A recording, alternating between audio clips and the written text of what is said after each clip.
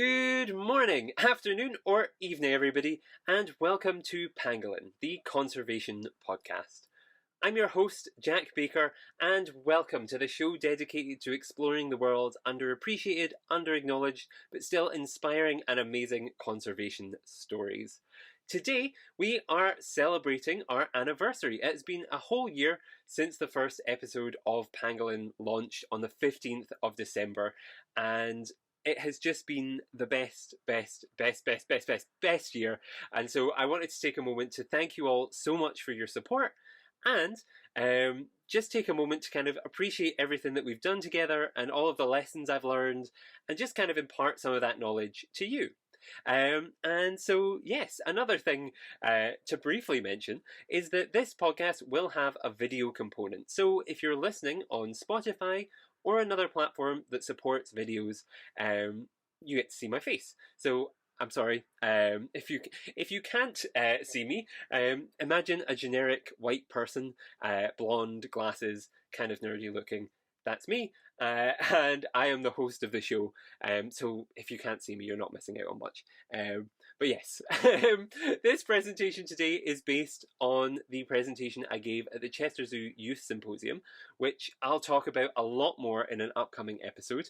Yeah, so that's where it's kind of came from, and yeah, I think it's perfectly designed for the occasion because it does kind of set out everything we've done so far, and I a little bit about me, a little bit about all sorts of things, and so yeah, I really hope you enjoy. So, to get us started, let's talk a little bit about what we're going to talk about today. First of all, I'm going to introduce who I am, just for anyone who's new to the show. I'm going to then talk a little bit about the show, where it came from, how I created it, and then finally I'm going to talk about the lessons that I learned while producing the series. So yeah, all sorts of different things for you to enjoy.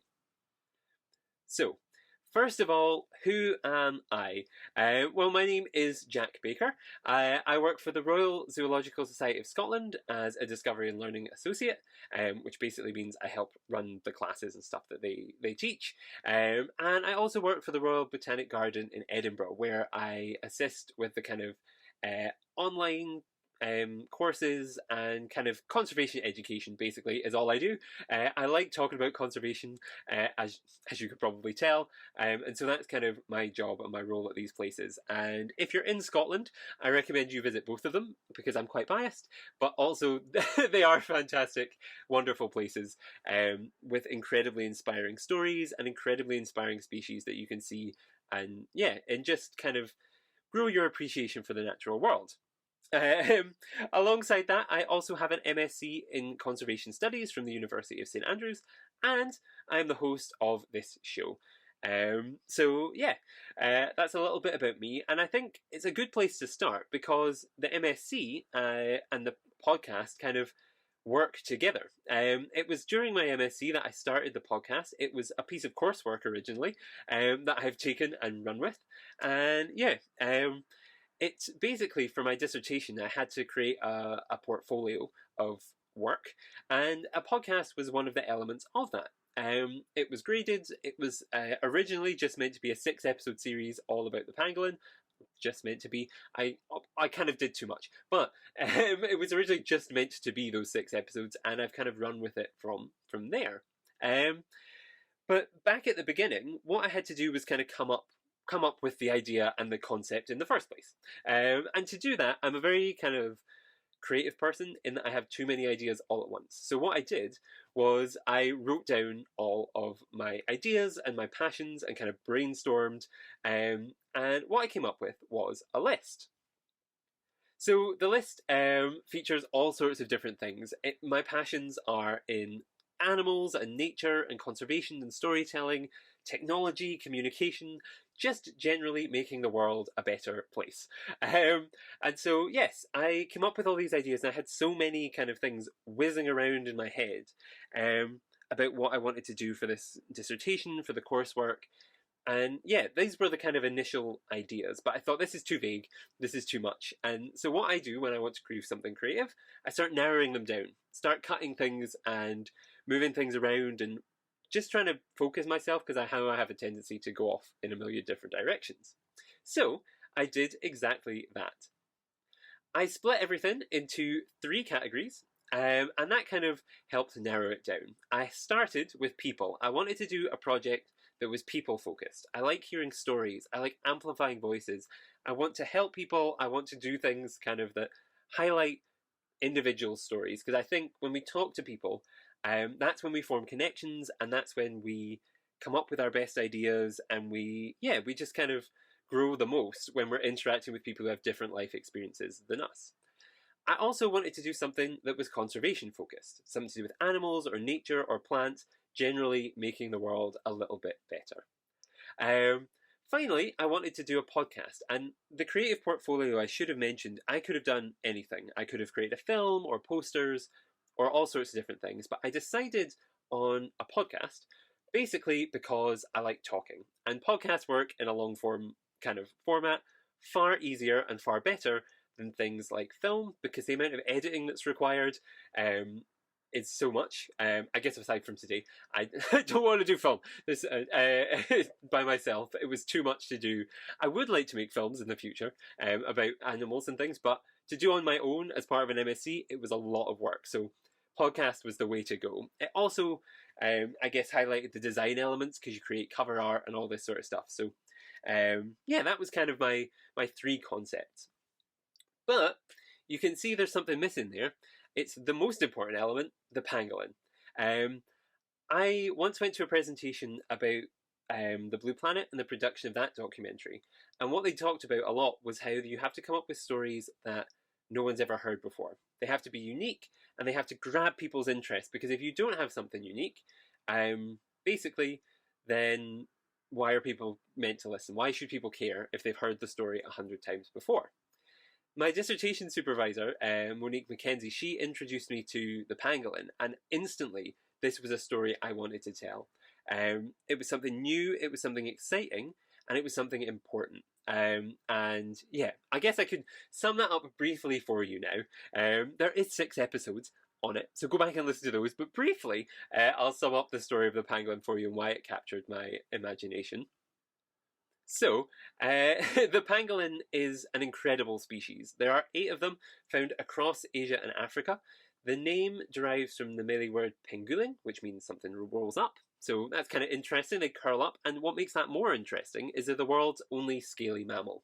They are fascinating, interesting, bizarre things that, yes, they eat termites, they dig burrows, some of them climb trees. There's just fascinating, diverse, wonderful animals. And they were something that was very unknown. I think in my mind, I wasn't too familiar with them. A lot of people I spoke to weren't familiar with them, and so they were something I really wanted to kind of latch on and tell people about. And that was only enhanced when I found out more about the role they play as ecosystem engineers. So they turn over dirt, so they help kind of plants grow, they get rid of pests, they have this kind of ecosystem engineer role. Also, they're threatened, and that was something that was really important to me, is that I wanted to highlight a story about something that was threatened and couldn't necessarily survive without our help, because there is such huge impact on it, and their numbers are decreasing. And it was, so basically, to sum it up briefly, there's, as I say, huge long episodes about them, but they're facing the threats of a changing landscape. So habitat fragmentation, climate change, habitat encroachment, all sorts of things are decreasing the space or dividing the space that they have. And I think one of the stories that actually hit people the hardest for the show was the one about the electric fencing. So I can't remember which episode it was, maybe 3 or 4, about threats in the field and further afield, and the story of how pangolin basically walk into an electric fence. It's been put across their habitat. An electric fence is designed so that when you hit it, you bounce off it. You get a shock, ow. If you're a large mammal, you kind of keep walking, but you don't cross the fence because you've hit something and it hurt. Pangolin have a problem. When they hit that fence, their defense mechanism is to roll up. So if they grab it and roll around it, they don't escape. They continue to electrocute themselves. They pass away. It's a huge issue, and yes, I think it says on the slide, for people who can't see the slide, electric fencing is thought to kill around 2 to 13% of South Africa's pangolins every year. Huge numbers face threats like that. They're also seen as a resource. They're used in traditional medicines across Asia. They have cultural significance in many places. So they're seen as symbols of fertility or leadership. So there's the issue there that we kind of have to work around. And they are trafficking. They are trafficking. Well, they pretty much are trafficking, actually. That was a stumble, but one that is correct. They are the world's most trafficked mammal. They are, in 2019, 195,000 of them were trafficked. So huge, huge, huge, huge issue. And so this story is something that I really wanted to tell, especially because of the links to coronavirus. It just was a story that really grasped me and pushed me forward. And I think after those initial 6 episodes where I fell in love with the pangolin, I realised that there are so many more conservation stories out there that need to be told that no one is listening to. And that's where I thought I could come in and help amplify and chat about them and just do what I can. That's what I'm good at, chatting to folk. So that's what I wanted to do. Help raise the profile of the other stories that nobody had kind of spoken about necessarily on a wider platform. And yeah, I guess that's what the pangolin has come to represent for me, is these animals that everyone loves or doesn't know about necessarily. So giraffe, for example, everyone loves, but they don't know how endangered they are. Other species like tenrecs, no one knows about, but they face huge threats. So all of these kind of stories and misconceptions, that's what the pangolin has come to represent to me, and that's why it's so special to me, and that's why I'm so glad I found it and its story. And obviously since then we've raised a lot of awareness, and we've gone on to create 3 series, not just about the pangolin, but all of these other stories as well. So first series was The Plight of the Pangolin, where we talked to the Namibia University of Science and Technology, Morgan, he was fantastic, Kelsey, Africa, the University of St Andrews, all sorts of people. Then we went on and we produced a second series, which was all about some of my favourite charities, and I reached out to people that I thought would say no, and they all said yes, and it was fantastic. So we talked to people from the Marine Conservation Society and Giraffe Conservation Foundation, Giant Armadillo Conservation Project. We talked to people from the Highland Wildlife Park. I'm forgetting lots because there were so many amazing people. Tasnia, who talked about her work with dogs. We talked to just fantastic, amazing people, and all fantastic episodes that you should go back and listen to. Then, in season 3, we were lucky enough to collaborate with the Lemur Conservation Network, who put us in touch with individuals from Conservation Fusion and Lemur Love and all sorts of other organisations, and highlighted the stories of Madagascar. The people, the animals, I don't know if you could hear that on the video, so I'm going to tell you what the buzzing noise was. I'm using my hands so much that, that my Fitbit has just told me I've walked all of my daily steps, which is quite funny. So yeah, if you're not watching the video version, I'm a very hands talker. Anyway, so yes, we talked to Conservation Fusion about people and lemurs and tenrecs and baobabs, and Lemur Love talked about empowering women, and it was just a fantastic series, and I can't thank any of these guests enough. They have given me the opportunity to create this show, and I couldn't have done it without their amazing support. We've achieved quite a lot in the last year, and I'm really proud of that. We've become available on Spotify, Apple Podcasts, Google Podcasts, a load of other major platforms.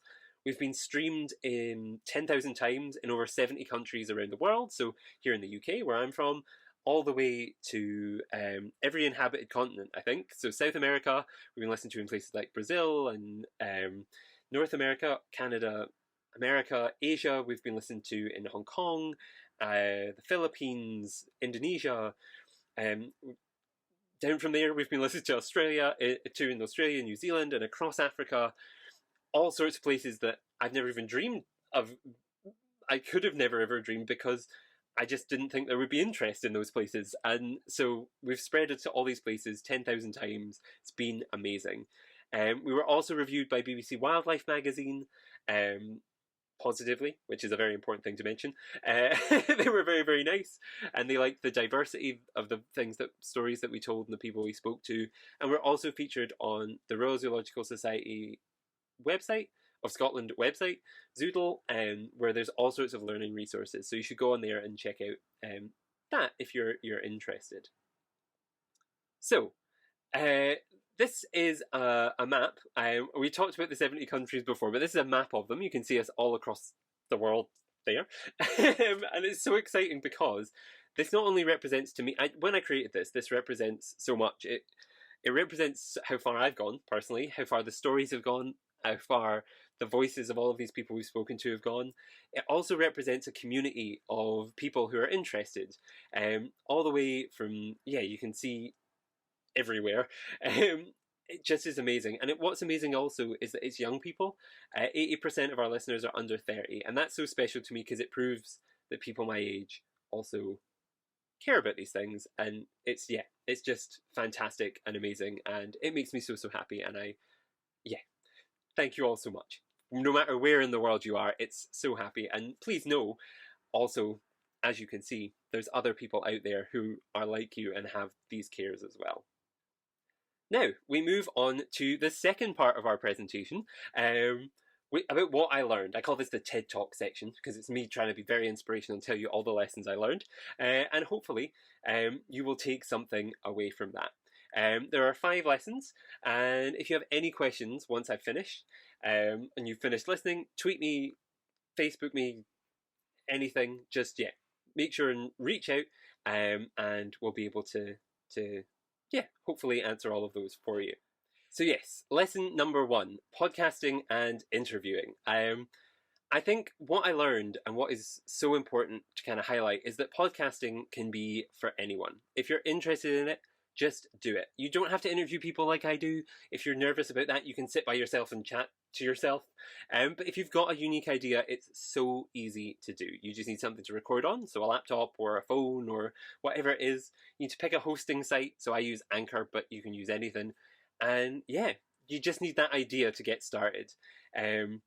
So the one thing I would say though, is try to have something unique. There's a lot of podcasts out there, especially because of the pandemic, everyone has one.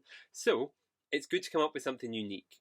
I have my show where I talk about underappreciated stories like the pangolin, but try and come up with something special. There's other shows out there that review animals. There's some that are career driven, that some are personal blogs. Maybe it's you that will make it special, but just try and do something special and unique. Lesson number 2 is self-confidence, and that kind of goes hand in hand, I guess, with the last one. Have confidence in your ideas. They're fantastic, they're wonderful, and just because you don't necessarily have a background in science does not mean you cannot be involved in conservation. There are so many careers out there in conservation, from talking to people to educating kind of children to creating posters to the finance side to all sorts of different things that are kind of unique and special. If you're an artist, an actor, a creative person, an author, whatever your skill set is, have the confidence to put yourself out there and get into conservation, because trust me, you will not regret it. Your ideas are valid and what you can contribute is fantastic. So just put yourself out there, believe in yourself. Your ideas are incredible. And I think this has been highlighted throughout every interview that I've had. People like Arno highlighting that they need creative people for the Giant Armadillo Conservation Project, all sorts of things. Just amazing, amazing stuff can be done if creative people are let loose to do conservation work. And not necessarily scientists all the time. Have self-confidence, believe in yourself, and you can achieve anything. On the flip side of that though, I would like to highlight that you should also listen and amplify other people's stories. Sometimes, as much as you know and as amazing as you are, there are other people who know a situation better. So if you are involved in conservation in a way in another country, for example, be careful not just to steamroll everyone's ideas out there. If you've not lived there before, if you've not been exposed to the culture and the ideas and the concepts, sometimes the best thing you can do, sit back and listen. So have the self-confidence to put yourself out there, but always be aware that you might not be the best placed to kind of deliver on what's going on in the certain places. I believe that work should be done in an interdisciplinary way, international way, inclusive way. Those are the important things, and yeah, sometimes that involves taking a step back, listening, and just amplifying the work of other people. And that doesn't mean you can't help them, I guess. I would say that always make sure to remember you can give money or resources or knowledge that you have. Just don't expect always that it has to be acted on, basically. But yeah, that's my kind of flip side.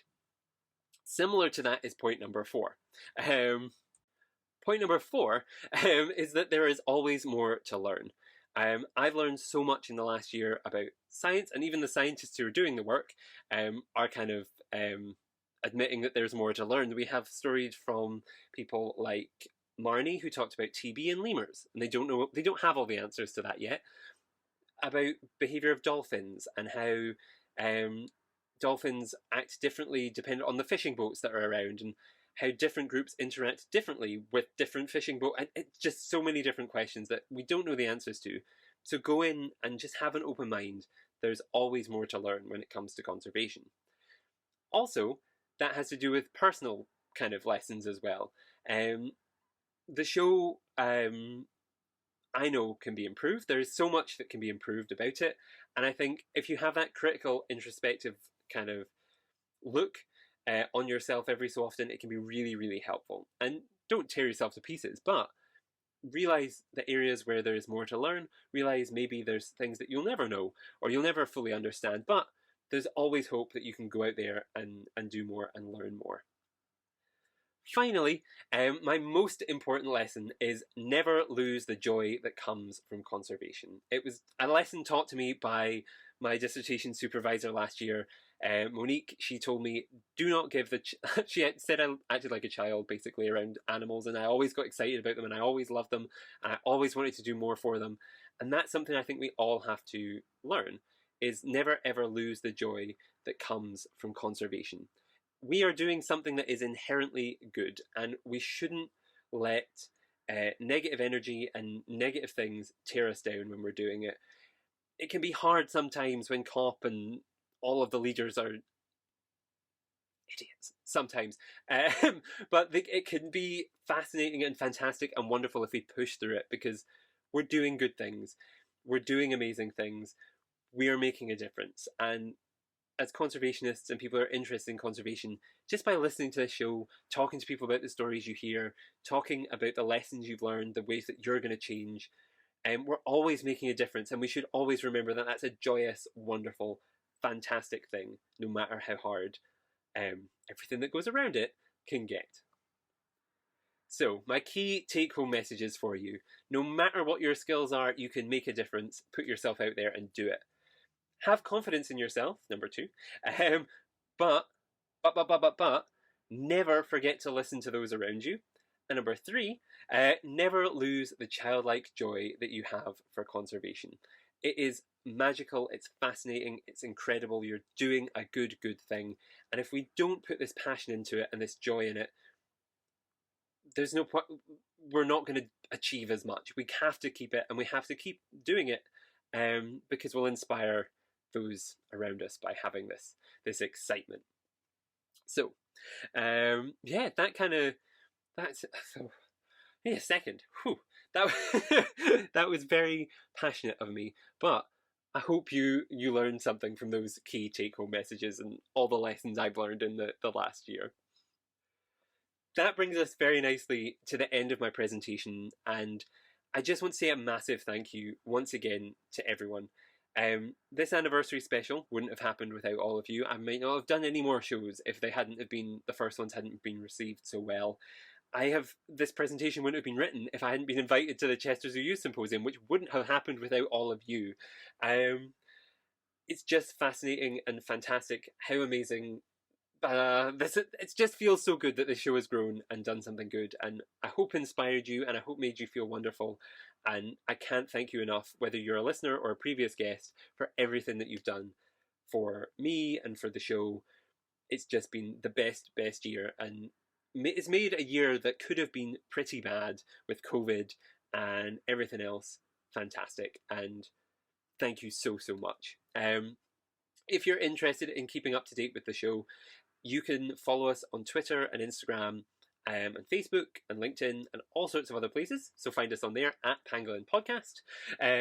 You can also subscribe to the show on Apple Podcasts, Spotify, Google Podcasts. Please do that. Please leave us a nice review. I would love it very much. And yes, send us questions. Do whatever you need to do to tell us what you want going forward, because I intend to keep this show going for as long as I can. I have 2 more specials coming up this year. We've got our Christmas special and our New Year's special, so make sure to tune in for those. And then we've got season 4 and a couple new ideas which are coming up in January and throughout the rest of the year. So all sorts of things going on. I'd love your feedback. I'd love to hear from you. I'd love for you to subscribe, and I'd love for you to make next year even better than this past year. Yes, thank you so much. I think what I want to do, and I had this thought, and I think I love it. What I want to do is sign off now with the first sign off I ever used, just for nostalgic purposes for me personally, and that would be, thank you all so much for listening, and never stop fighting against the plight of the pangolin. Thank you. Bye bye.